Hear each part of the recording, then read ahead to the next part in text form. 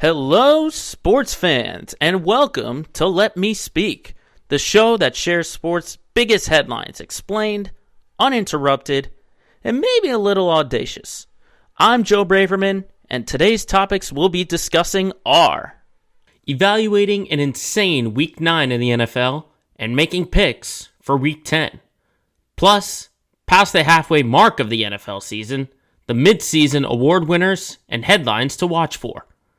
And diagnosing the scuffle between the Miami Heat and the Denver Nuggets. It's episode 47 of Let Me Speak, and it starts right now.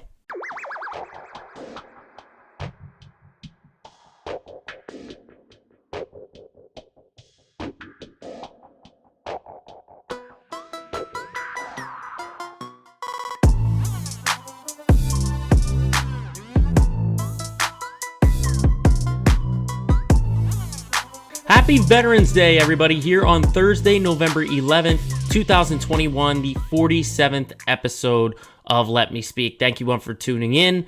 Just again, I want to say Happy Veterans Day. Thank you to the men and women of service for what you do for this country, both past and present. The fact that we're able to have this kind of freedom and be able to do the kind of things that we are able to do, I figuratively and literally salute you for a day that should be dedicated to you. I especially want to give a special shout out to my buddy Brendan Early, who's down in Alabama doing the same thing, training to become a pilot. Dude, thank you for what you're doing, not just for me, but for the entire country. But in shaping from Veterans Day to the sports world, wow. And I mean, wow. It has just been nothing but headlines. This is going to be a pro NFL week, and we start in the NFL. Looking back in Week 9, the week of the upsets. I mean, everything you thought was for sure in the NFL was not. It's a totally different ball game right now, and I feel like we could go after every single game.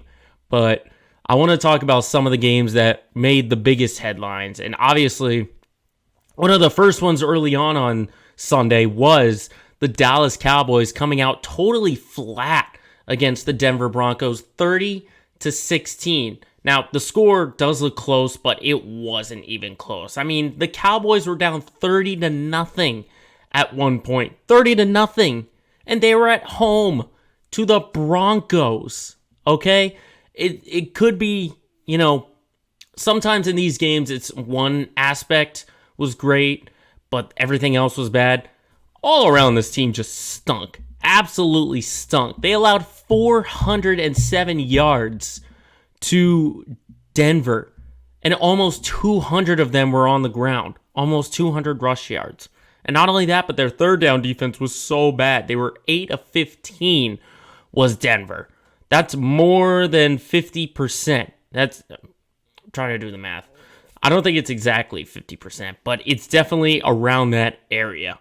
And in watching the highlights and in real time, my question is, why was Dallas going for it on fourth down so early and so often? I mean, in the game, they were 0 for 4 on fourth down. But why were they going for it so early, in the first quarter? Just kick the field goal and get the points. Why are they being that aggressive against this Denver team?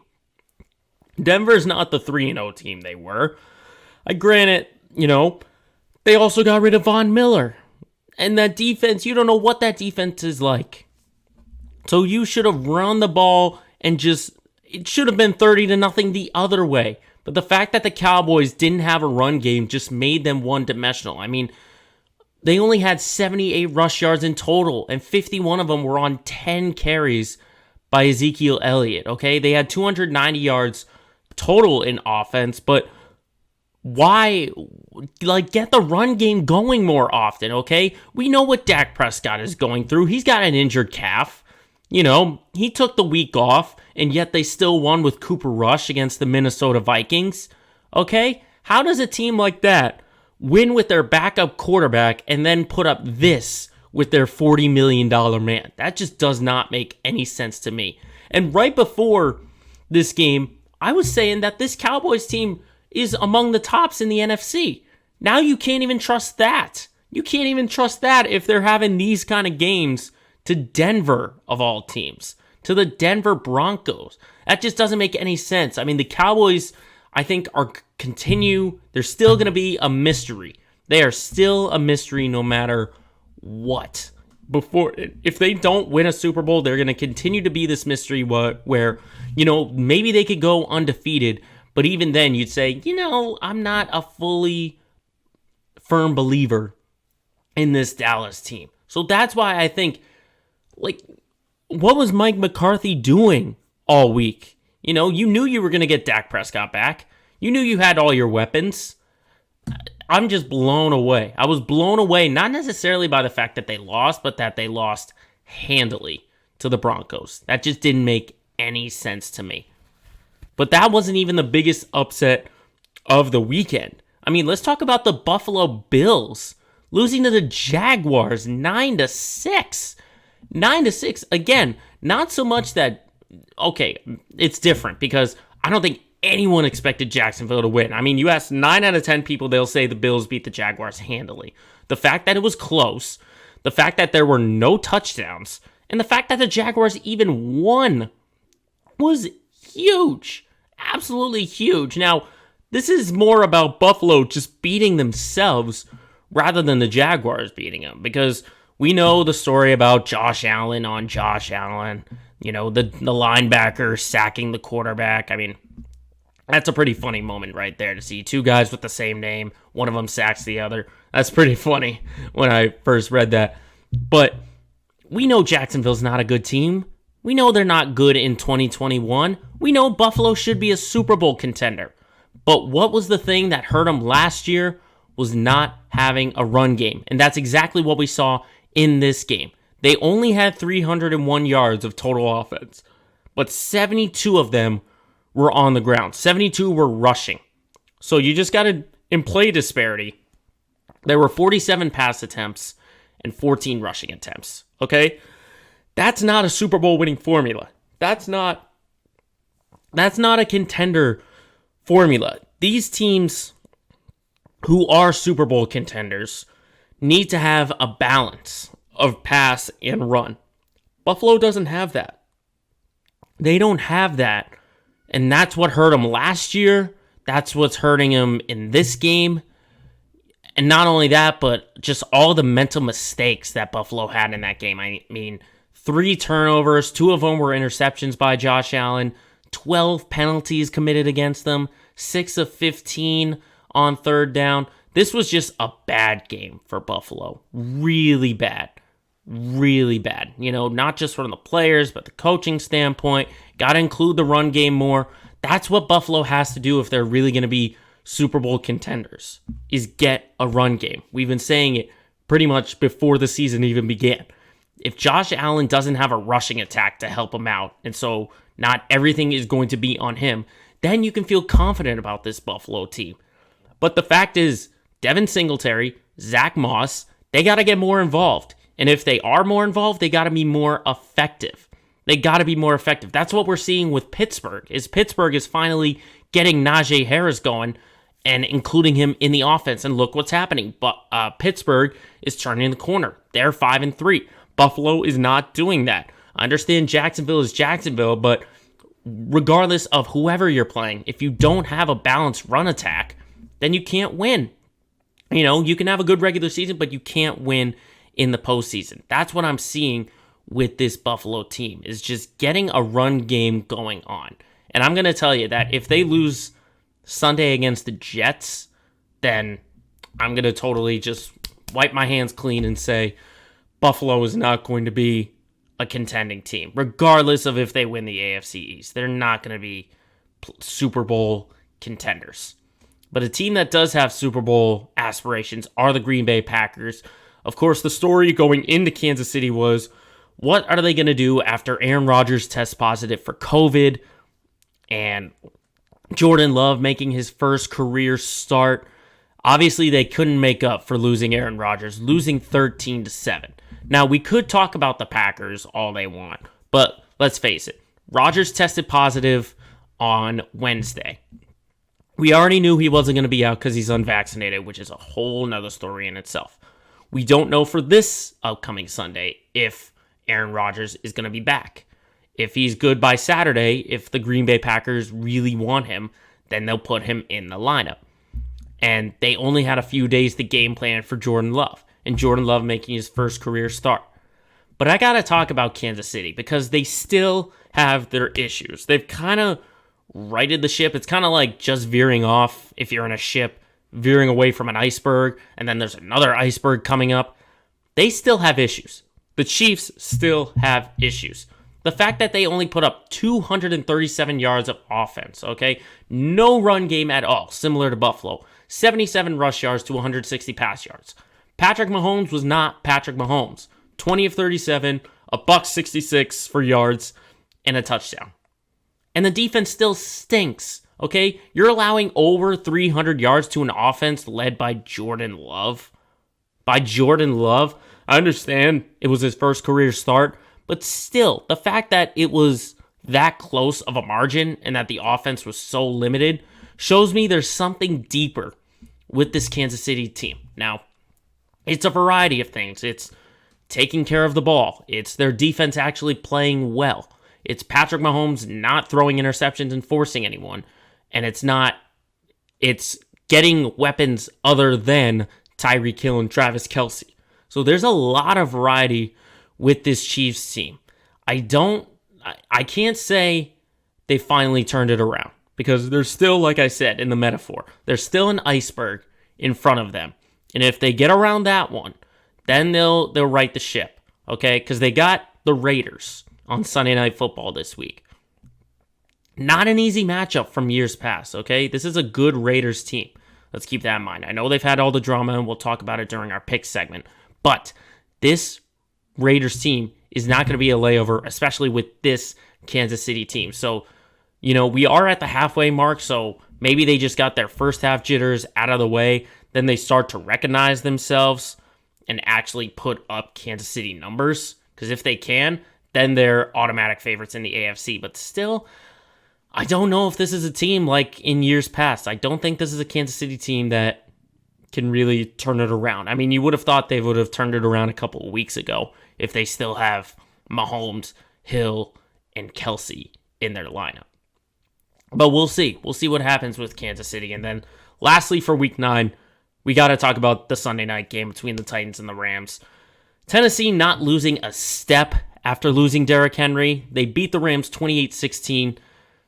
Defensively, they weren't great, but they had key stops and key turnovers. They did allow almost 350 yards of offense, but they intercepted Matt Stafford twice. The Rams committed 12 penalties. So this was a defense that made the stops when they need to. Kind of like a bend, don't break kind of thing, like you see with Patriots defense of the past and teams like that. If this offense, it's not quite the same offense, if you ask me. They're still trying to figure out, okay, how do we replace someone as big as Derrick Henry? They tried it with a running back by committee on Sunday. They had Adrian Peterson, Jeremy McNichols, and Deonta Foreman had 69 yards of total offense. So this was more of a defensive game that Tennessee won because I think their offense still has some questions. How do they fill the void with Derrick Henry? It's only 1 week. But if you're only getting 69 yards from basically 3 running backs that you're looking at, then and you're putting more on Ryan Tannehill to get the ball more to A.J. Brown, to Julio Jones for Tannehill to make those kind of plays, we don't know if that can carry. But again, like I said last week, this is a Titans team that I think can make the playoffs. Maybe not a Super Bowl team, but they can still make the playoffs just because of the division that they're in and the fact that they can still stay afloat because they already have a ton of weapons that I just mentioned offensively. Defensively, can they continue to make those big stops? Mike Vrabel's probably going to take from his former coach Bill Belichick, be on a bend, don't break kind of defense. That's sort of what I see with this Tennessee team, if they can right that ship. And now we're going to move on to a very fun segment that I've had a lot of fun making. And for this week, I brought on a very good friend to help me out with this. So, ladies and gentlemen, I present to you the NFL Week 10 edition of our segment known as Pickum. So once again, it's time for our NFL Pick'em segment, and I've got a very special guest joining me. Basically, someone who I've known for a very, very long time. Hannah Moran joins us as our guest picker. Hannah, thanks for taking the time. I know this was late notice, but I appreciate you taking the time and recording Honestly, this. Joe, it is so nice to be able to see you and talk to you. It really just brightens up everything. So thank you for giving me the chance to talk about things of which I have no expertise on. Well, that's sort of our history. For those who don't know, we go back a long time, all the way to preschool, and it was always me informing you about certain sports and stuff like that. You could keep up with the headlines, but in terms of like the actual, punctuality and like all the terms and stuff like that, you were going to me a lot. Yeah, well, my favorite was the only Celtics game I've ever been to in my life was with you. And we were in high school, and I kept sitting there leaning over to you going, "Okay, so what's that guy doing?" He's the point guard. "Oh, do we like him?" "Well, he's on our team." "Oh, okay." And then when they switched directions in the baskets, oh my God, I couldn't even deal with it. But no, that's always been our thing. You know probably more about Broadway than you ever bargained for, and I know more about sports than I ever bargained for. Little tip for tat. We'd love to hear that. So, are you ready to make some NFL picks? Yes, I am. I have my rough notes that I took, and I'm ready for whatever information that you want to throw at me. All right. Well, before we get to your picks, let's look at our standings real quick. We still got our good friend Johnny Mansouritis leading the way at 13-3. Last week we had our followers on Instagram. They went 7-7 last week. So just a little projection of what you're shooting for right there. So you ready to get started? I'm ready. All right. And let's start with the Thursday night game, which will take place tonight when we're recording. The Baltimore Ravens and the Miami Dolphins. Baltimore at 6-2. Just squeaking by Minnesota last week, and Miami just getting off that win. They were on a 7-game losing streak. They broke that with a win against Houston. What do you see in the Thursday night game between the Ravens and the Dolphins? Well, I think overall, I'm picking the Ravens. First off, I'm going to start with my pick. I'm going to pick the Ravens. I just think overall, Baltimore has the better team. They've proved that in the way they play on the field. I don't know. I feel like they're going to have a stronger showing than the Dolphins. I don't like the Ravens. I think that they're very aggressive, and I know that football is an aggressive sport, but especially so with the Ravens.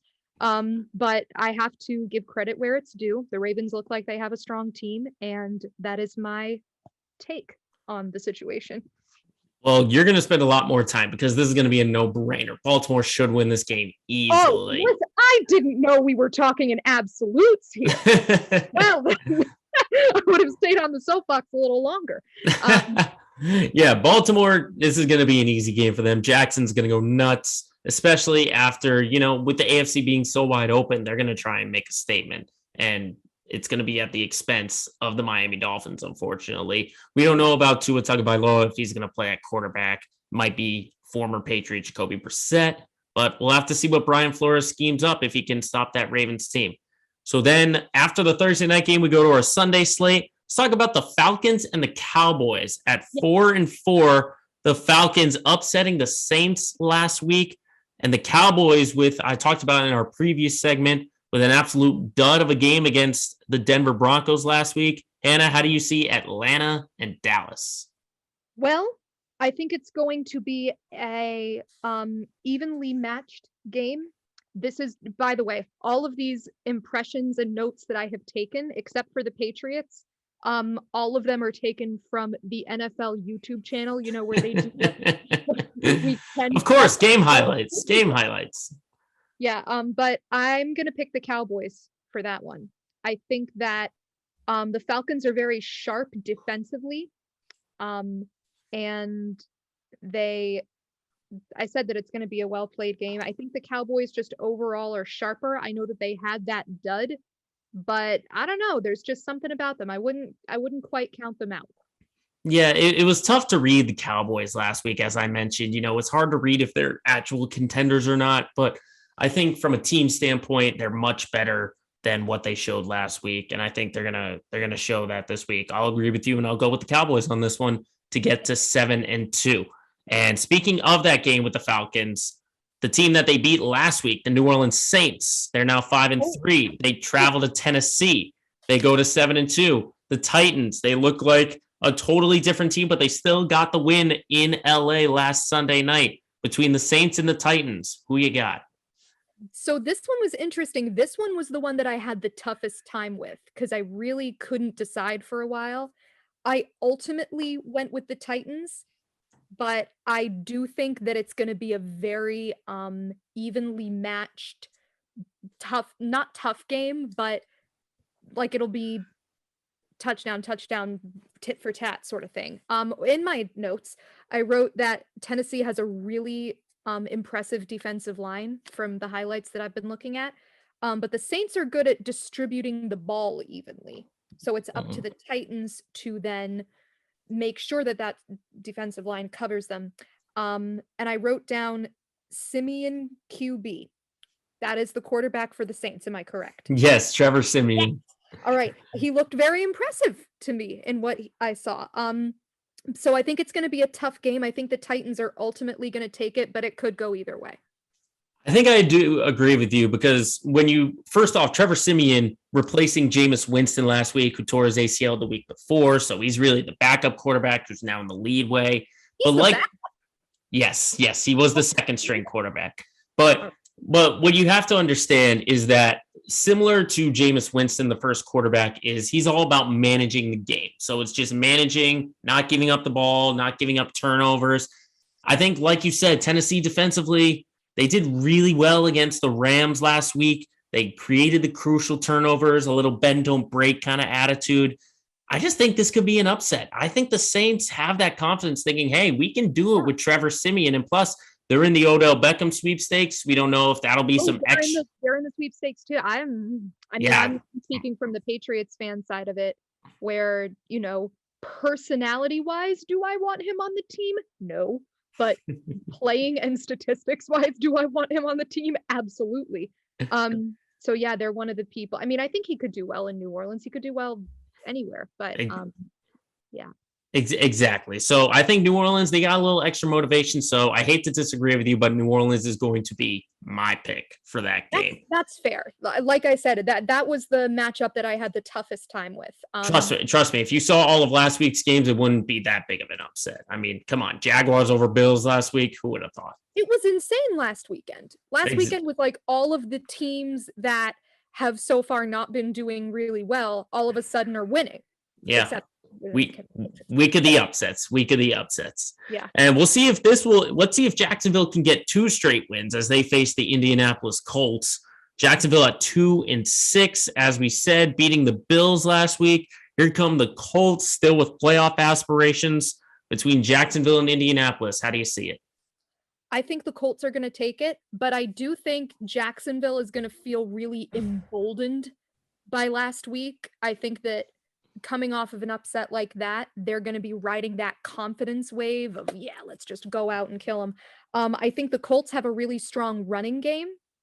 And I wrote down Jonathan Taylor. Yes, wow. the lead running back. Lead running back. Yes, that guy. He's impressive.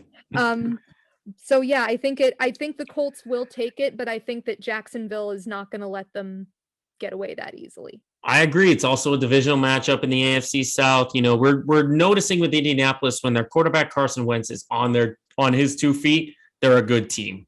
And when he's healthy, they're a good team. And as you said, Jonathan Taylor's been excellent running the game. They played last Thursday, so they've got more than enough time to prepare for Jacksonville. So I agree with you. Indianapolis should take this game. And now this one is probably going to take the longest because we've got the Browns and the Patriots, both teams at 5-4 in the playoff picture. Really, this is kind of like a must-win for both teams to really keep their playoff expectations alive. I kind of have a feeling I know where you're going, but just take us on there. Take us on that journey. Well, I didn't realize I would be the journey person. I'm going with the Pats, but the Browns are gonna put up a big fight. I think they looked really impressive last week against Cincinnati. But I am a firm believer in Mac Jones. I think that for a rookie, he has had a pretty impressive first season. The Patriots, just on the whole, have to remember to protect Mac Jones, which they have not been doing a good job of. They need to work on their actual tackling technique.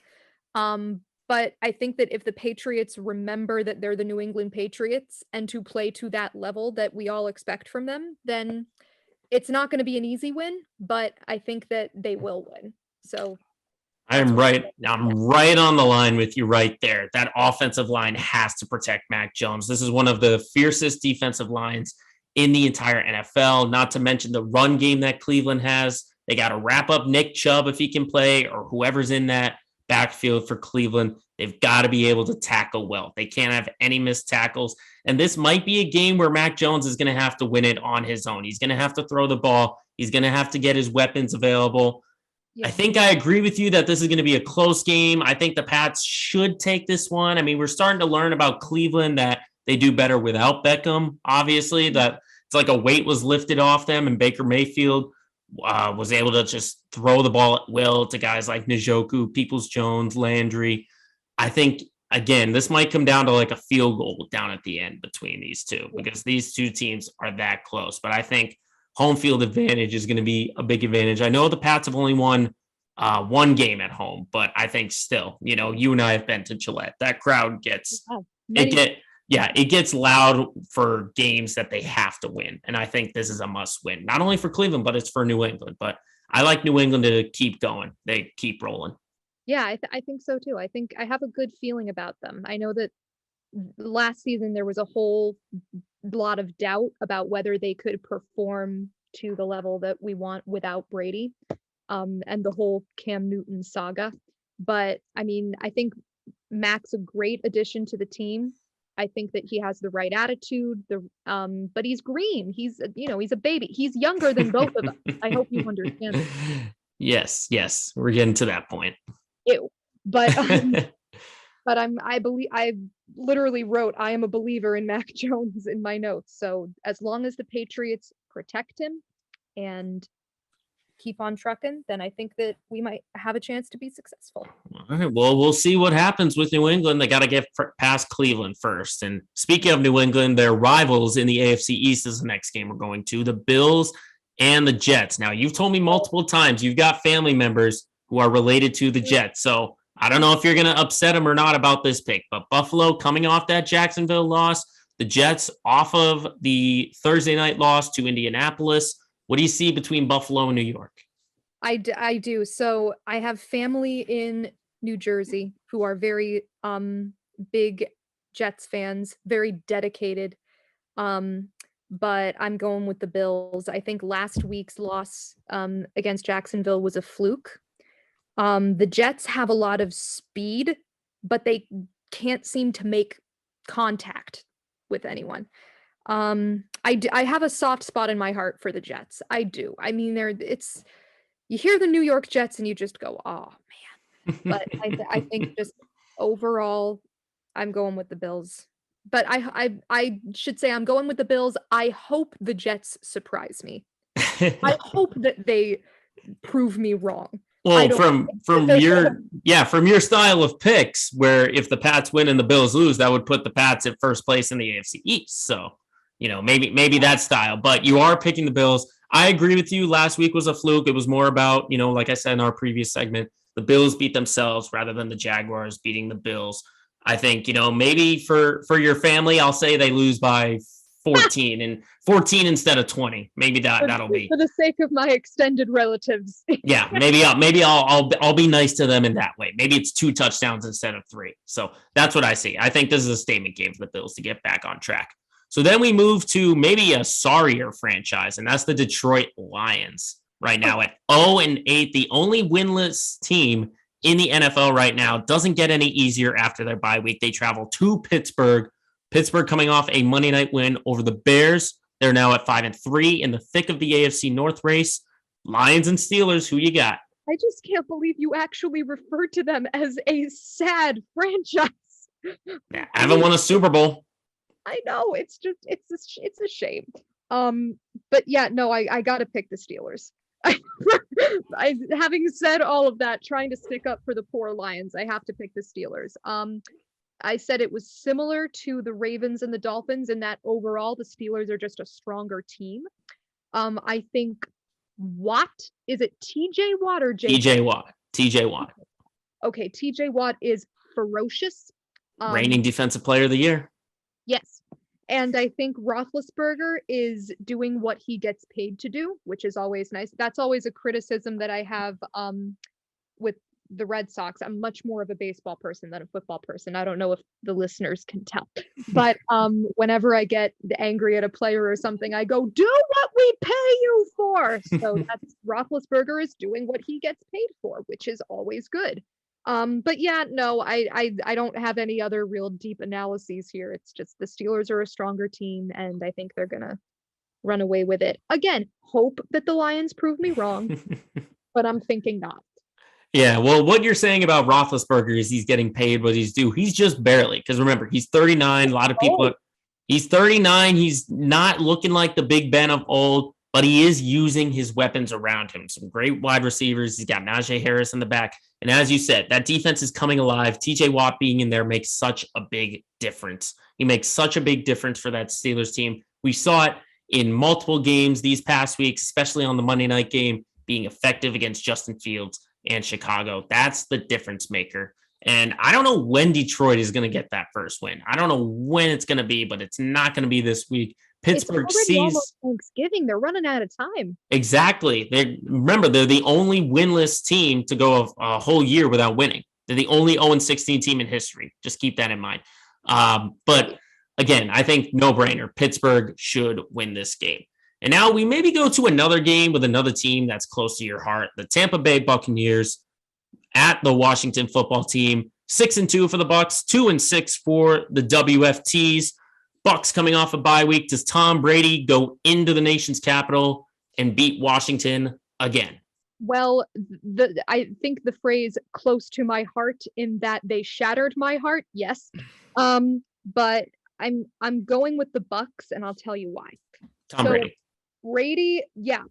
I've come up, not that I've come up with a theory, because I think that this is a belief that a lot of people have. Having been, what am I trying to say? He was our quarterback for a long time. Tom Brady supporter, Tom Brady follower. Under the reign of Brady for a long time. Brady does not play simply to have a good season of football. You know how people sometimes are like, oh, well, we, got to the playoffs and we did this and we did that. That's fine. Brady goes into every single season trying to win a Super Bowl. The Detroit Lions guy doesn't do that, but Brady demands Super Bowl rings every single year.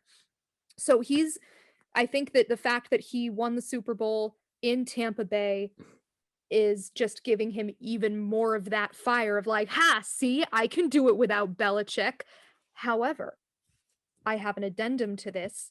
He also has Rob Gronkowski. He also has Antonio Brown, who has been a just force of nature.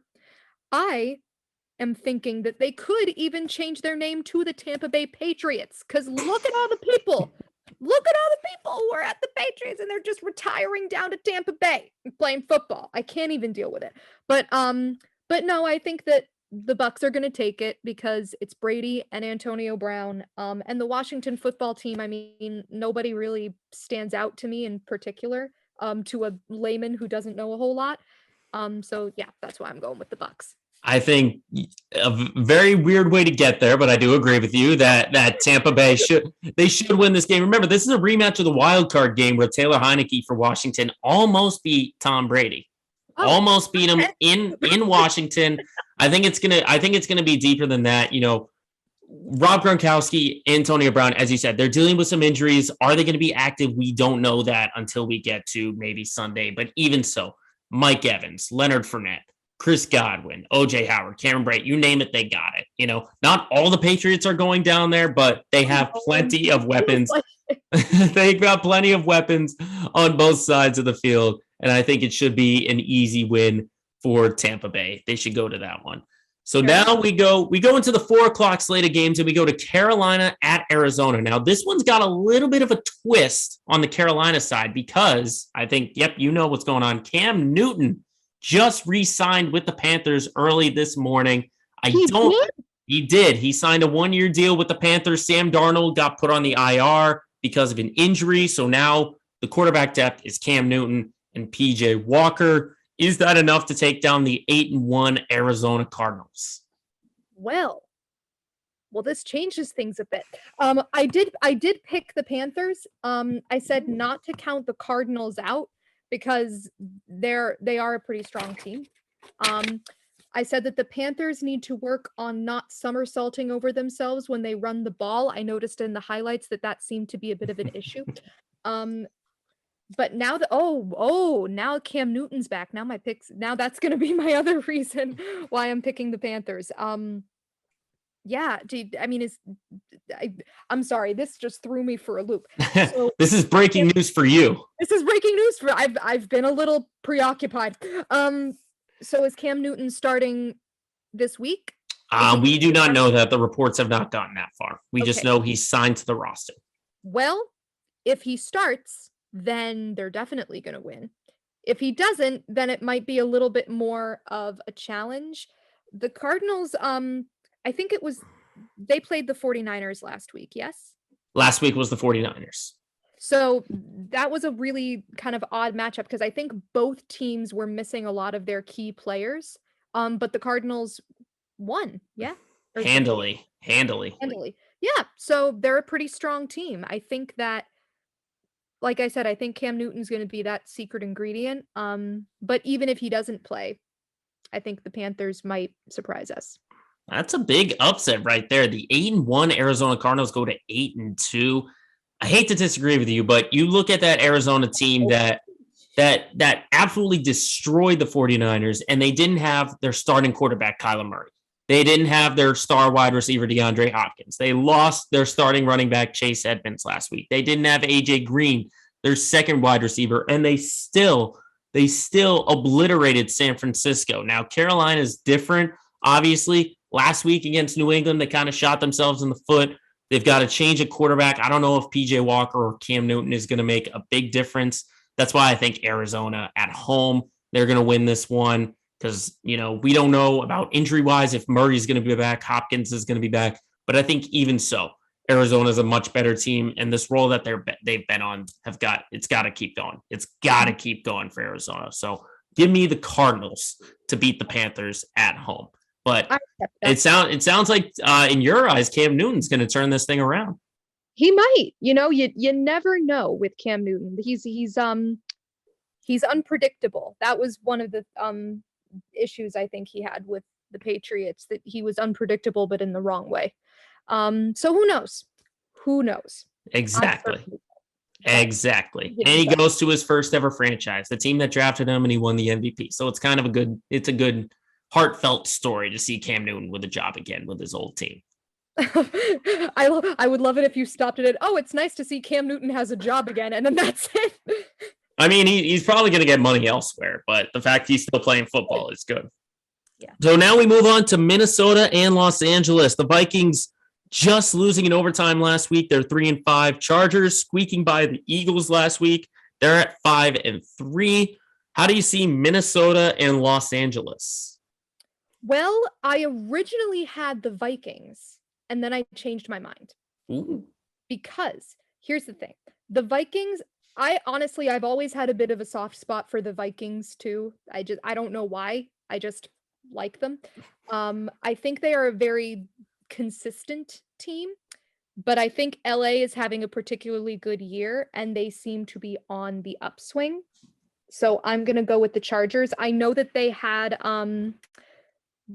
a couple weeks, I think, where they weren't playing up to the level that everyone expected, but I think that tide is turning. Also, this is kind of off topic. May I ask a not smart football question? Do it. LA has the Chargers. Yes. LA has the Rams. That is true. There are 2 LA teams now. Right. Uh-huh. Okay. So just don't get those two mixed up. Don't get them mixed up. I've mixed them up plenty of times in the past. I think, like you said, the Chargers had some really bad weeks off of the bye week. They lose to New England. They're just squeaking by the Eagles. I think Minnesota, they play teams tough. They really do play teams tough despite their record. And that's why I think on the road, this LA team is still young. A lot of their guys are young. I like to use the theory of when they got into the spotlight after beating Baltimore and thinking, they're now a team to reckon with. And it's kind of like that pressure maybe got to them after the bye week against New England. Then they kind of got themselves back to where they were against Philadelphia. I think this is a week for Minnesota to get that upset. This is a team that's still fighting for a playoff spot. I think Minnesota comes out swinging, and I think they pull the upset. And beat the Chargers. I think the Chargers are just too young, and they're not ready yet. They're like one year away. They're 1 year away from really, really being good. But for this week, I'm going to take Minnesota on this one. All right. I mean, I originally had the Vikings anyway before I changed my mind. So really, I mean, could go either way. Exactly. So now we move on to the Eagles and the Broncos. The aforementioned Philly team is now 3-6 after losing at the buzzer to the Chargers last week. Denver, what a week they had beating the Cowboys last week. They were up 30-0 at one point. Now they're back home, taking on Philly. How do you see the Eagles and the Broncos? All right. I am going to go with the Broncos. In my notes, I have the Eagles quarterback apparently hasn't been throwing a lot. Yeah, Jalen Hurts is a mobile quarterback. Jalen Hurts. Okay. That's all fine and good, but correct me if I'm wrong, Joe. The job of the quarterback, the position of the quarterback is to throw the football. Yes? Majority of their job entails to throw. Okay, so if your quarterback hasn't been throwing a lot, that doesn't seem good. That doesn't seem like an effective strategy. But even like all joking aside, I think the Broncos are beasts defensively. I think that they have a really, really strong defensive line, particularly Javonte Williams. He looks like a warrior. Like he will take that football and just you're looking at me. Is Javonte not on the defensive line? He's a running back. Okay. Retract that statement. I still think Javonte Williams is a warrior. The 2 bullet points are next to each other. I also don't know anything about football, as we've stated, but shows like got his head down. But no, I think overall the Broncos are on a hot streak. They're a really talented team, and I think that they're going to take this one. What's so funny about Denver is they traded the week before their best defensive player, their Super Bowl MVP, Von Miller. They traded him, and the next game afterwards, they beat the Cowboys. So that's an eye opener right there. This was a Denver team that did start 3-0, but it was against winless teams. At that point, it was like a record of 0-9 between the 3 teams that they beat. So that's where the skeptics were on that one. I think being at home, and like you said, Jalen Hurts isn't throwing the ball as much. Nick Sirianni hasn't really opened up that game as much. So that's why I think Denver at home is really, they're going to make a statement. I think they're going to make a statement. Plus that AFC West is so tight where you don't want to let any game get away from you. So that's why I think Denver has to and will win this game, at least in my eyes. Moving on now, we have Seattle and Green Bay. This one has quarterback questions. You have Aaron Rodgers, who tested positive for COVID-19. He could be eligible by Saturday. If he's eligible, he will play. If not, it'll be Jordan Love for his second career start. On the other side, on Monday, Russell Wilson was cleared to throw and practice. He will start. A lot of questions for both teams, Hannah, between the Seahawks and the Packers. What do you say? Well, I'm saying Seahawks, because I think if Russell Wilson can do what he's capable of, then Seattle is going to have that fire in them and they're going to take it. I think that the Green Bay Packers organization is going through a lot right now because of Aaron Rodgers. I mean, what that mentally will do to a team I don't want to get too far into it because that's a story within itself. Will get me on a train and I'll pull out of the station and you won't be able to get me back. I did have some choice statements in my notes, but honestly, in terms of football, I think that Green Bay is a strong team, but I think that if Russell Wilson comes back and he performs to the Russell Wilson level, I think Seattle's going to take it. See, this one is kind of tricky for me because I think if Aaron Rodgers plays, they win. If he doesn't, Seattle wins. I'm going to go on the assumption that he will. I will say that he does clear protocols and he does get on the football field because Aaron Rodgers is to Green Bay what, maybe Tom Brady is to New England or Tampa Bay or Derrick Henry is to Tennessee. He's just so invaluable that the minute he's out of the lineup, it's very hard to replace. And contrary to personal reasons, how you feel about Rodgers, he's still one of the all-time quarterbacks. He's still one of the all-time quarterbacks. A really good year this year too, I believe. Yeah. He was, 7-1 before the COVID situation. And I think this is a statement for the Packers. I think, regardless of whether Jordan Love plays, I think he's now comfortable in that starting spot.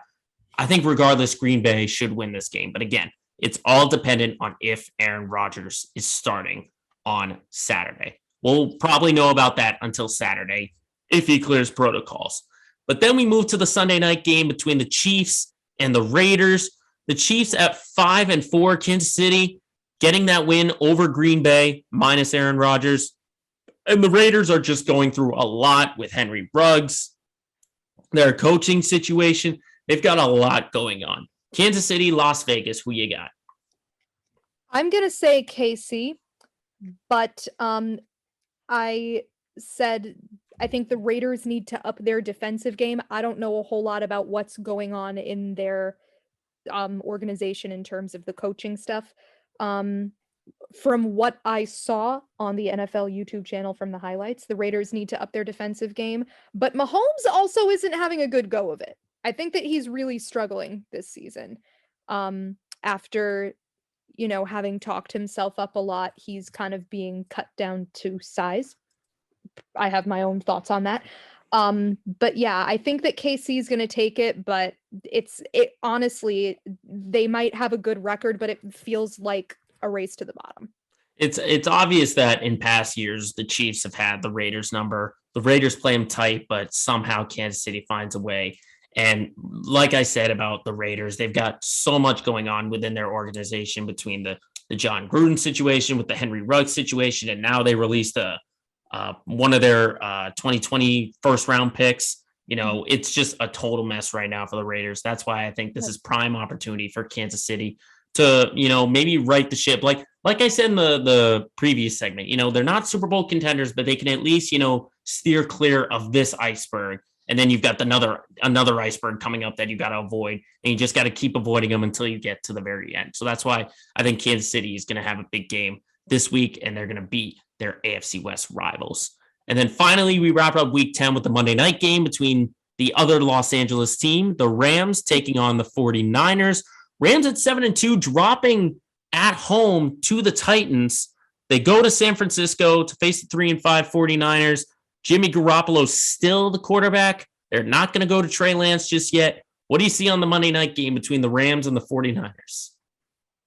See, that surprises me that the Rams have the record that they do, because I'm going with the 49ers. I think the literal statement that I have in my notes is Jimmy Garoppolo supremacy. In a more even-handedly way, I think that, I've always loved Jimmy G. I think that he is an incredibly talented quarterback. I don't think the Rams look as good as their stats show. They are playing with their hearts and they're playing with their guts, but I don't know. It feels like there's not a lot of return on their play. And the 49ers are one of those teams who just always have a lot of potential. They sometimes don't reach that potential, but they have the effort. So I'm going with the 49ers. See, I'm blind. But I'm going to disagree with you. I think this is a really good Rams team. These are my Super Bowl picks. They got Von Miller. He didn't play last week, but he's going to play eventually. And plus, Matthew Stafford, just had a hiccup last week against the Tennessee team. As I said, Tennessee was great defensively in causing the turnovers. I mean, the Rams kind of just shot themselves in the foot last week. They gave up almost 350 yards. They committed 12 penalties, so they're going to have to clean that up. I think Sean McVay will with that team. I think they got to get the run game more involved with Darrell Henderson and Sony Michel. But I think for Monday night, the Rams should win this one over the 49ers. I'm a Jimmy G fan too. Don't get me wrong. I'm a fan of him too, but I just don't think he wins this matchup. I don't think he wins it against LA.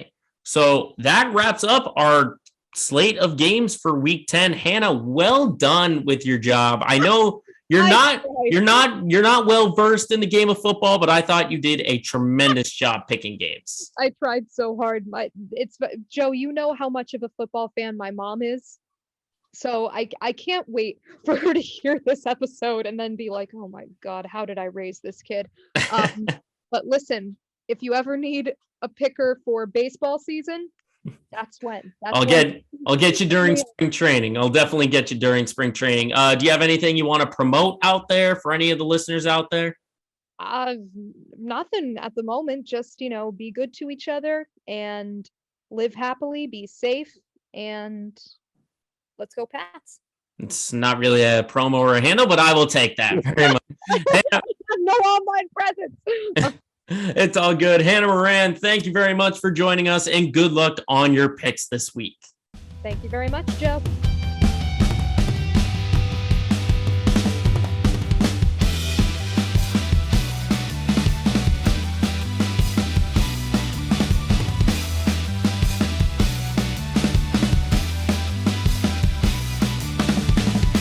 So up next, we stick with the NFL, and we got to talk about some mid-season awards. We're just past the halfway mark of the NFL season, and really, they don't give them out, but I really want to just look at the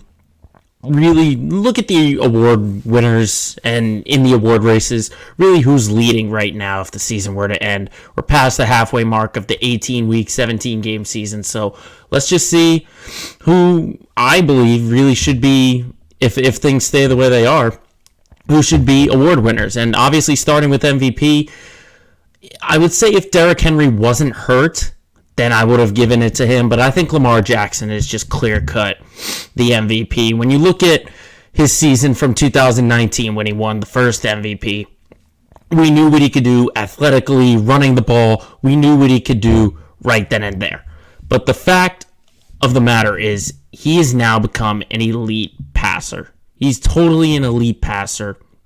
He's 9th in pass yards per game, all while being top 10 in rush yards. So this is a guy, Lamar Jackson, who's just getting better and better and is becoming an all-around elite quarterback, which is huge for this Ravens team with how wide open the AFC is. The fact that he's that valuable, you take him out of the lineup and you're basically dead in the water if you're Baltimore. That's what Lamar Jackson is. He should be the first half MVP, and if he continues the way he is, just doesn't go on a total downward spiral, then that's your MVP right then and there. Should get his second MVP. In terms of offensive player of the year, I want to say I just think Tom Brady has done so much. And I think, normally it's given to like a non-quarterback, but I just think Tom Brady is doing too much, especially at age 44 with all the weapons he's got. It's kind of a no-brainer to me to see Tom Brady as Offensive Player of the Year. On the other side, for Defensive Player of the Year, I went back and forth. I did pick Myles Garrett when I made my appearance on Right Off the Bus. I said Myles Garrett, and he is leading the league in sacks right now. But I think when you look at, value to their team, TJ Watt is so valuable to that Pittsburgh team. We saw it in previous games, making big plays against Seattle, making big plays last Monday night against Chicago. He is second in the NFL with 11.5 sacks, but when you saw him out of the lineup when he was hurt at the first half of the year, you saw how much of a difference that was. Pittsburgh is a whole different team now that TJ Watt is anchoring that Steelers defense. So I think TJ Watt at this moment is at the front of the leaderboard in terms of Defensive Player of the Year. probably going back-to-back if he keeps things up. In terms of rookies of the year on the offensive side, again, I went back and forth. I was thinking Jamar Chase, Mac Jones, both are making an impact. But again, I look at the value and I just see Jamar Chase has been really just keeping Cincinnati afloat. I mean, if Jamar Chase wasn't catching balls from his college teammate Joe Burrow, then Cincinnati probably won't even have the record that they have. And just look at the numbers that he's got. He's in the top 5 in receiving yards. He's 3rd, and he's tied for 4th in reception touchdowns. Okay? This was a guy back in August during the preseason said he couldn't catch the ball because there were no lines on it. Now you see him putting up 200-yard games. You see him basically becoming a number 1 and maybe the next great wide receiver in that Bengals franchise. That's why, to me, Jamar Chase, he's putting up more of the numbers when you look at the voting committee as compared to Mac Jones for New England. Yes, he's doing good, but he's not making the kind of impact that Chase is having in terms of the numbers. So I'll go rookie of the year offensive-wise to Jamar Chase. And on the defensive side, I'm not going to spend too much time on this because I predicted Micah Parsons because of his versatility. He can rush the passer and drop back in coverage. I think he's doing exactly what I just described, and he's doing that for the Cowboys. That's why I think Defensive Rookie of the Year, Micah Parsons, is leading that race.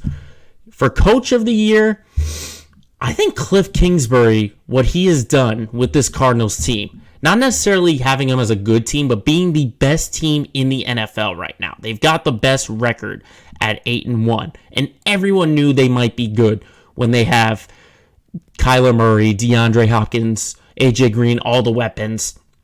But to see him this good, I think not only would Cliff Kingsbury be my Coach of the Year, but the biggest surprise in the NFL would be the Cardinals because of how good they are, sitting at 8-1 in the top of the NFC and the entire NFL.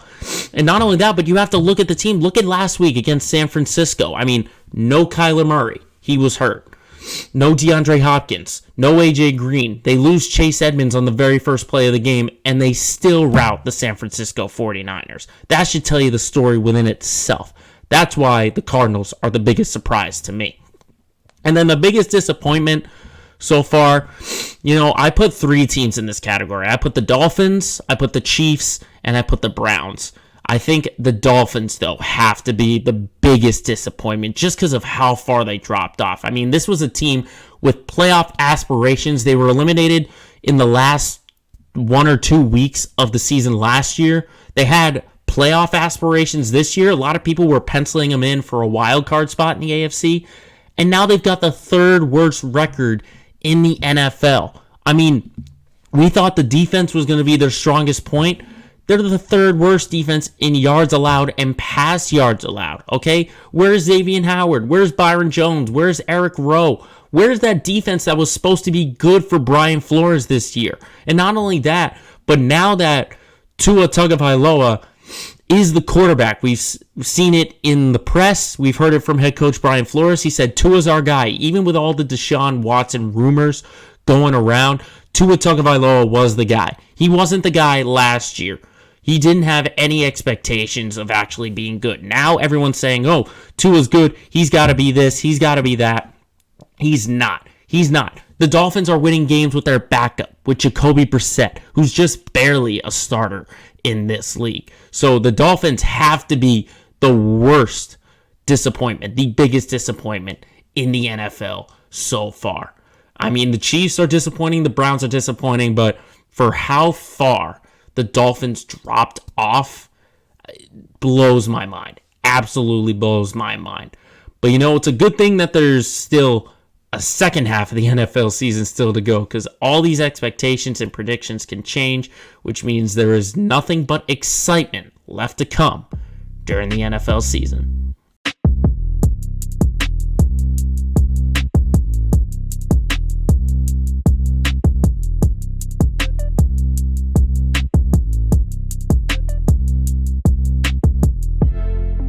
So now we move to the hardwood and talk about the NBA. And let me tell you, when you talk about the NBA this past week, you have to talk about the heated moment between the Miami Heat and the Denver Nuggets, it was absolutely wild. And the situation was absolutely crazy. Markieff Morris fouls Nikola Jokic. Jokic retaliates, basically gives Morris like a whiplash or whatever. Both teams were separated. Jokic was ejected. Morris was ejected. And then punishments came down. And I thought that little sequence right there is the perfect subject for this week's edition of our segment known as Hot Takes.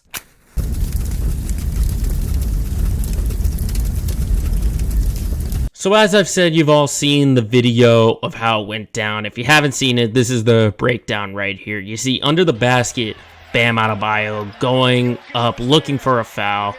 Obviously, Markieff Morris thought he got fouled, and so he goes and fouls Jokic. Jokic with maybe the biggest retaliation maybe in the history of basketball, literally like a forearm shiver into the spine of Markieff Morris. I'm surprised punches were not thrown after that. I mean, Jokic retaliated in a huge way. And obviously it led to an ejection for both Jokic and for Morris, as I mentioned, and the punishments came out, which we'll talk about later. But in talking about that situation, I mean, the kind of foul that Markieff Morris gave to Jokic, it deserved some kind of retaliation. I mean, that was a non-basketball foul. It wasn't like an intentional foul. You wrapped him up. If you look at the replay, he basically does the same thing that Jokic kind of did, but at a lesser degree. He just kind of put his forearm into him and then just kind of pushed him aside. And I mean, you can't turn your back after that. If you're making a dirty play like that, you can't turn your back. Absolutely not. Because I think if you're turning your back, then you're vulnerable. And that's what led to, Morris getting hit. He was on the ground. He got up again, tried to get up, but then he went down again. And by the way, just not discrediting any kind of severity of any kind of injury, but did he really need a backboard to get hit like that? I'm not discrediting that, but in real time, when I first saw it, in real time, I was like, I don't think he needs a backboard, does he? But then looking at the replay, the way his neck and his head kind of went back and then fell on the ground, maybe just as a precaution to have it out there. But again, Morris, you can't have your back turned, especially when you look at the Joker. I mean, he's got a history. He's got a history of being in heated moments, having a temper and stuff like that. You look at last year's playoffs when he got the ejection with Devin Booker. He's always arguing about calls. He's been ejected, etc., etc. So the Joker has a history. He's got a history like that. Now, what was fascinating was, after the moment, and then after the game, you heard Jimmy Butler talking, and a lot of the Heat players were waiting outside the Nuggets locker room, just waiting for Jokic. I mean, let's just put it to you like this. Miami and Denver are too good of a team to really escalate things any further. Not saying it's going to like Malice of the Palace, and stuff like that where players are getting suspended for a year. But you look at where the standings are right now. It's still early on, but Denver is 7-4. They're 4th in the Western Conference right now. Miami, 7-4, 5th in the Eastern Conference. So you don't want to take things any further than they already are. Okay? So I think both of these teams are just too good to really let things get, totally out of hand. And we're hearing a lot of players, speak up, like PJ Tucker is saying it's not about basketball anymore. Jimmy Butler obviously standing up. You hear Eric Spoelstra saying about his team, we're past it. And, Spoelstra is past it. You get it. It's one play. And that's what I think the mentality has to be, is that this is one play. You move on to the next one. If you're playing each other the next night or in the next few days, then maybe you can let it fester, let it linger. But the fact is, these two were not playing each other the very next day. So you have to let things go. Maybe it's like a 24, 48 hour kind of thing. What was funny, though, was the Twitter exchange between the Morris twins and the Jokic brothers. I mean, that was entertaining. Obviously, Marcus, it makes sense because you got both brothers standing up for the other. But Marcus didn't want any smoke from the Jokic brothers. Hearing him, those guys are from Serbia, and they're just big and muscular. I don't think the Morris twins want any smoke from the Jokic brothers. Now, in terms of the punishments, the MVP in the league gets suspended for a game. Markieff Morris fined $50K. Jimmy Butler was fined for trying to escalate it. I think the punishments are perfect. Absolutely perfect. Markieff Morris, you understand the Morris twins have sort of this history, but that was nothing, to get suspended for. Was it a hard foul? Yes, and I thought the fine was absolutely perfect. Jokic, with sort of the, malice intent or whatever, but just like kind of, just severity and stuff like that, I think one game is perfect, because it's nothing like throwing a punch. They're not throwing a punch. If they did, that'd be multiple games for both guys. These were just really hard, flagrant fouls, and I thought Jokic's foul was harder than Morris's foul, so that's why I think the punishments were spot on. One of the rare times the NBA actually gets it right with these kind of punishments. I think they were right on the money. Right on the money. Jokic only for a game. Markieff Morris, I think he did play the next night, even though he was a little shaken up, but getting fined $50K, I think, absolutely perfect. But the next time these two teams play is Monday, November 29th. I'm telling you right now, circle that date. Circle the calendar for that date, because that is going to be an entertaining game. Storylines aplenty. Is anyone on the Heat going to retaliate to Jokic for that kind of play? Is Morris going to hold a grudge? I think it's going to be a very heated matchup between the two. I don't know if things, go any further about like throwing a punch or stuff like that. I'm not 100% sure on that. But what happened between the Nuggets and the Heat was absolutely crazy. And if you aren't already tuned into the NBA season, get started, because it's going to be moments like this that you're not going to want to miss.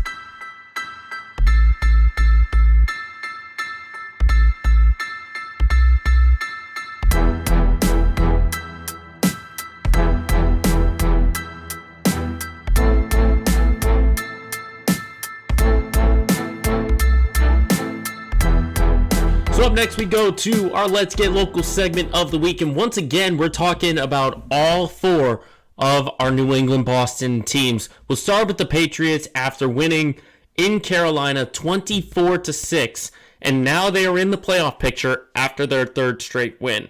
Now, I thought, it wasn't the prettiest game. Wasn't the prettiest game at all, but this was just a great game plan by Coach Belichick and that New England coaching staff. They moved to 5-4 because the defense won this game. How did the defense win this game? They made Sam Darnold try to beat them, which apparently he will never be able to do as long as he's a quarterback in the NFL. Sam Darnold, that is. They picked him off 3 times, 2 by J.C. Jackson, including the 88-yard pick 6. And then they just shut down the run game, 78 rushing yards. So that was the game plan defensively, was to make Sam Darnold beat him. And honestly, they've just been doing that for the past couple of weeks. When they had their game against the Jets, making Zach Wilson and then Mike White beat him, didn't do that. Try to make Justin Herbert beat him, couldn't do that. Made Sam Darnold, don't do that. And now they got to do it for this week with Baker Mayfield. But sticking with the Carolina game, Mac Jones wasn't sharp.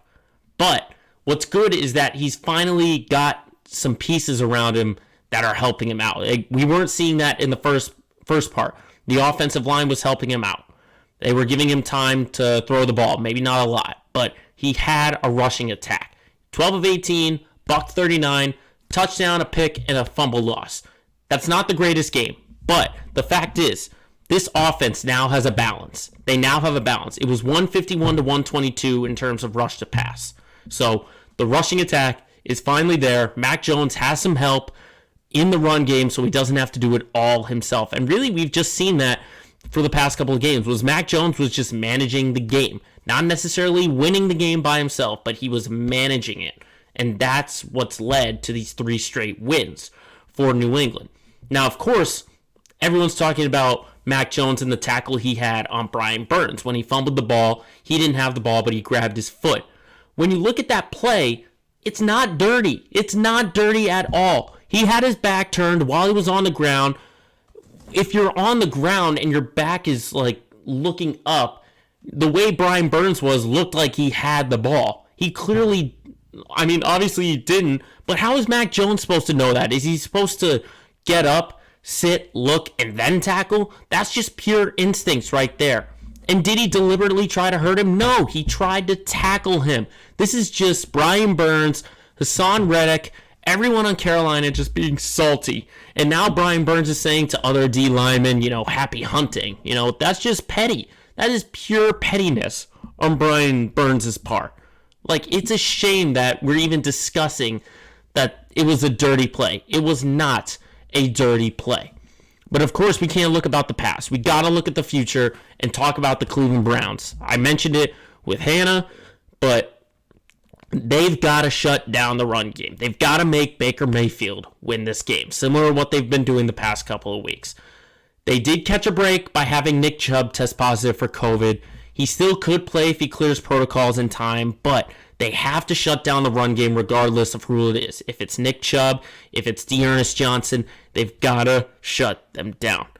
And really, for Cleveland to win, Baker Mayfield has to beat the secondary, because there's no doubt in my mind that J.C. Jackson's going to spend the most time on Jarvis Landry. That's without a doubt. But Jalen Mills, Miles Bryant, the safeties, Duggar, Phillips, McCourty, they've all got to shut down these weapons. They've got to shut them down and really just make Baker Mayfield beat them. Because bad shoulder not in all, he's still like an above average quarterback. I'd put him in like the top 15 of NFL quarterbacks. But that's on the defensive side of the thing. The offensive side of the things, like I said, the offensive line has got to protect Mac Jones, because this is a vaunted Browns defensive line. You've got Myles Garrett, Malik Jackson, Malik McDowell, Jadeveon Clowney. I mean, that is a fierce defensive line. And if they don't get any protection from Mac Jones, he's going down. He is going down without a fact. So Jones needs the space in the pocket to be able to get those throws off. And then on the other side, for the running game, if Damian Harris and Ramondre Stevenson can't go, it's going to be really tough for this offense to get going with the weapons that they do have. I mean, if Harris and Stevenson can't go, that means Brandon Bolden and J.J. Taylor would be the only running backs available for New England. And, Bolden's been great in the passing game, but he's not a Damian Harris or a Ramondre Stevenson. And J.J. Taylor, kind of the same way. He's kind of like a James White 2.0, but I don't even know if he's that established just yet. But we'll have to see what New England does with the circumstances they're given. Whoever's available for Cleveland, we're going to have to see if they can shut them down regardless. But in moving from the turf of Gillette to the ice of the Garden, the Bruins finally getting some game in. I mean, last week on the Thursday we recorded was going to be their first game since Saturday, so you couldn't really analyze this team as much as you could. But now they've played 3 games. They've got another game coming up at home against the Edmonton Oilers, which is going to be a really tough task. But I want to talk about Patrice Bergeron and what he's done the past week. He's gotten a point in the past 3 games. I mean, he had his 4-goal game against Detroit, which is absolutely incredible. He picked up an assist at Toronto, and he scored a goal against Ottawa. Bergeron is definitely getting up there. He doesn't have much time left. Not much time left. But is he going to be able to sustain this when we get to the postseason? Because I think regardless of what happens, this Bruins team is a postseason team, regardless of where they end up. But how is Patrice Bergeron going to be factored into that? He's going to have to play a huge part for the kind of line that they have. Pasternak and Taylor Hall and Brad Marchand are going to be the guys, but it's still going to be about the veterans on this team, and Bergeron is that guy. He's going to have some big-time games. Now, it's still hard to say what this team is going to be like for the rest of the way. I mean, power play opportunities have been incredible so far. They're 6th in the NHL at nearly 26% of a success rate. The only thing I see, especially after the Ottawa game, is they got to limit the penalties, though. They got to limit the penalties. They got 19 minutes of penalty minutes off of 8 called penalties against them. So that's got to be something they have to fix. It's got to be something they have to fix. And, we're seeing it on the penalty kill. They're not the greatest, so obviously limiting those is going to help out. But in net, Swayman and Ullmark, they've held their own. But what is it going to be like, again, when it comes down to the nitty-gritty and they've got to make a decision for who's going to be the lead goaltender for this team? The good thing is it's still early in the year, and the Bruins still can make some adjustments. They've got injuries and stuff like that, so they'll be able to hopefully fix some things. But another team that's dealing with injuries and trying to get back on track are the Celtics. And we talked about it. That was the headline last week, was the players-only meeting and Marcus Smart's comments after the Bulls loss. Well, now they've won 3 out of their last 4. And the only loss was Luka Doncic's buzzer beater. So that's really with a grain of salt. And keep in mind, most of this they're doing without Jaylen Brown. He's out with a hamstring injury, which is really opening the door for Jason Tatum to really finally get this offense going. Because regardless of whether Brown is on the floor or not, the offense is going to run through Tatum. He's going to be the number 1 guy. He'll either be 1A or 1B. And so far, he's kind of getting his mojo going. 32 against Dallas, 22 and 12 against Toronto. Consistency is going to be the question, though, for this entire squad. The entire squad. I mean, they led by as much as 18 at one point against Toronto last night. But the Raptors were, I think it was like 8 or 6 points back. So it's just about consistency. The full 48 minutes. You can't have any kind of lulls. If you can go 44 out of 48 minutes with, some kind of big lead, then you can say, okay, this is a team you can get comfortable with. But even watching that game last night, when you get to the third quarter, it was closer than the 18. And you're just sitting there thinking, okay, let's hope you don't blow it again. And, there's a lot of things I do like about this team. I love Horford's career resurgence. I love Dennis Schroeder, bringing that energy. I love Richardson on the defensive end. But I think the one thing I see is Marcus Smart. He's got to learn that he's not a playmaker, okay? He's shooting 31% from the field and 28% from 3, but yet he's still chucking it up. He's got to stop that. He's a bulldog defender. That's what he's got to do. I don't know if he's ever going to learn that because he is the starting point guard for this team, okay? He's not an offensive presence. That's what he's got to learn. But how is this Celtics team going to do with a full 82? We'll have to find out. We'll just have to see how they do. And then finally, with some off-the-field stuff, the free agency period in the MLB is starting to shape up. We know some players on the Sox who are going to stay and who might go. First off, JD Martinez, he's going to play out the final year of his 5-year contract. He's going to make almost $19.5 million. And honestly, he's a bat you did not want to lose this offseason. I mean, take away 2020 and that dull year. One of the best hitters for the Sox team. I mean, he made the All-Star team this year. He had 286, 28 homers, 99 RBIs in the regular season. And then when you hit the postseason, 344, 3 homers, 10 RBIs, plus he had the injured ankle. And honestly, he just feels like he could end his career with the Red Sox because he's going to be 35 by the end of 2022. And the way that he's going, I think, he's probably not going to get a huge contract like he did when he signed with Boston in 2017, 2018, but it just feels like his time's coming up, and it almost feels like his best chance to succeed would be with the Red Sox. I mean, he's already won a title. He went to the LCS this past year, so I think that's huge. I think Martinez might be a guy who sticks around the rest of his career with the Boston Red Sox, but that's a story for after 2022. Heading into 2022, Kyle Schwarber is going to be a free agent as he declined his $11.5 million option. I think Schwarber's a guy where you should try to re-sign him, but you're not going to break the bank. You're not going to break the bank and say, you're not going to give him any kind of like Pablo Sandoval or Hanley Ramirez money and commitment, anything like that. Because basically what he did last offseason was he took a chance on himself to really have a bounce back year, and sure enough, he did. Signing with the Nationals, and then he gets traded to the Red Sox, and he has a career resurgence. And really the only thing that limited him was his hammy when he first got traded. But he was a key hitter in the postseason, and like I said, maybe you sign him and shop one of your other outfielders, or either let Hunter Renfroe go. I think that's a lot of questions for that Sox team, especially with Kyle Schwarber. He should be one of their priorities. And then finally, we have the qualifying offer extended to Eduardo Rodriguez of $18.4 million. Now, if I'm Erod, I'm taking that all the way because I don't think he's going to get that money elsewhere unless some stupid team is going to try and sign him like that, because he's not going to get $18.4 million anywhere else. He's probably like a a $10 to $15 million guy a year, really, when you think about it. Because, I mean, his ERA has been, all over the place, essentially. He was a 20-game winner in 2019, but he missed 2020 because of COVID. He was really back and forth this year. There were times you could count on him and times you couldn't. He feels like a middle-of-the-rotation kind of pitcher. Maybe the Red Sox go after another starting pitcher to maybe back Sale and Eovaldi up. But he just feels like a middle-of-the-rotation guy. If I'm Eduardo Rodriguez, I'm signing that offer. I am definitely signing that offer and sticking around. And who knows, maybe it leads to an even bigger payday if he plays out that year. He gets a long-term extension or whatever.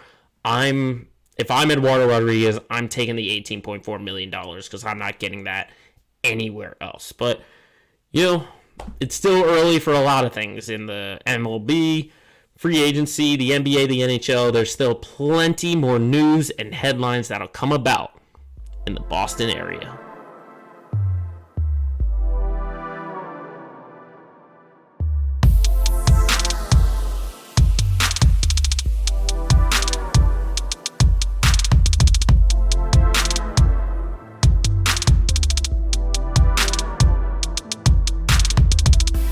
Finally, to wrap up our show as we always do, it's our LOL moment of the week. And this one is just pure kindness and with a little giggle to it. So this week's LOL moment of the week is going to Pierre the Pelican, the mascot for the New Orleans Pelicans. So let's just set the stage. This is a Pelicans game, obviously. It's in Smoothie King Center. And there are two fans at courtside. Honestly, I'm surprised any fans are going there, to be honest. And there's a ball that gets deflected out of bounds. And sure enough, two beers, bam, exploded. And they're all over the place. And now fans spent, probably like $20 or $30 on a beer or whatever. And now it's gone from a deflected ball. But what does the mascot for the New Orleans Pelicans do? He comes back with two brand new beers. He gives them to the fans. I mean, what a gesture by the mascot. Now, let's be honest. I mean, the two worst mascots in sports are that King Cake Baby with the Pelicans and that Pelican, the mascot, Pierre. And sure enough, this was probably like some kind of worker at the Smoothie King Center saying like, listen, you're going to give these to them and stuff like that. And he just went along with it. So the Pelican, this was definitely it wasn't out of his brain. I'll tell you that right now. This was someone who worked at the arena and they said, we're going to give them some new beers and you're going to deliver them. But I mean, I've never seen that before. I've never seen a mascot deliver food or drinks and stuff like that, which is very ironic because you look at mascots all throughout the sports world and, they make fun of people, they dance with people, stuff like that. I've never seen, delivery and stuff like that, see them that nice. And, they have cheerleaders or whatever saying, congrats, you've won a TV or something. And then the mascot brings the TV. So I guess mascots are just the messenger and stuff like that. But I was surprised to see this at a Pelicans game because I didn't even know the Pelicans still had fans going to their games. Let's be honest, they stink. They've lost 8 or 9 straight. And even when Zion Williamson comes back, they're not even going to be that good because he's so out of shape. I mean, this could have been anywhere else but New Orleans. I mean, that's the most headlines and actions they've gotten all year. They only have one win on the year. So, I mean, whatever kind of attention they're looking for, have at it. But Pierre the Pelican, because of your nice gesture to a couple of fans, giving them some new beers, you have landed yourself into this week's LOL Moment of the Week.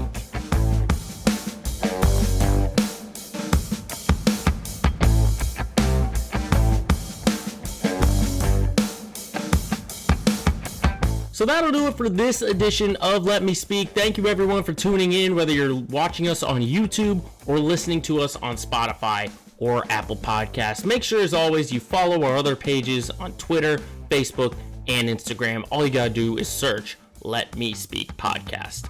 And remember, as always, if you've got a point you gotta get across, just let the whole world know. Shut up and let me speak.